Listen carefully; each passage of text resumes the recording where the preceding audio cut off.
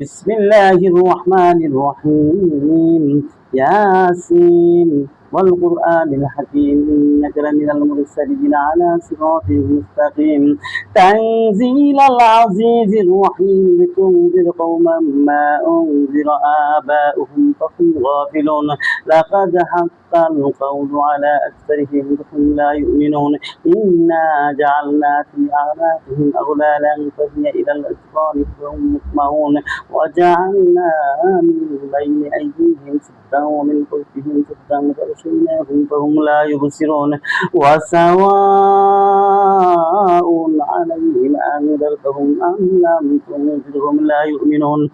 إنما تنذر من اتبع الذكر وخشي الرحمن بالغيب فبشره بمغفرة وأجر كريم إنا نحن نحيي الموت ونكتب ما قدموا آثارهم وكل شيء أحصيناه في إمام مبين واضرب لهم مثلا أصحاب القرية إذ جاءها المرسلون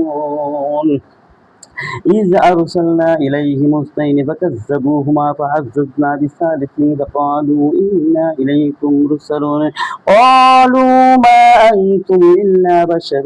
مثلنا وما أنزل الرحمن من شيء إن أنتم إلا تكذبون قالوا ربنا يعلم إنا إليكم لمرسلون وما علينا إلا البلاغ المبين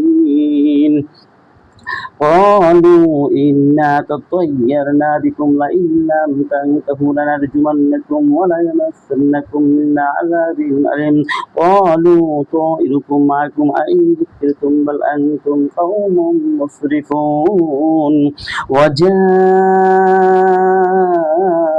من أقصى المدينة رجل يسعى قال يا قوم اتبعوا المرسلين اتبعوا من لا يسألكم أجرا وهم مهتدون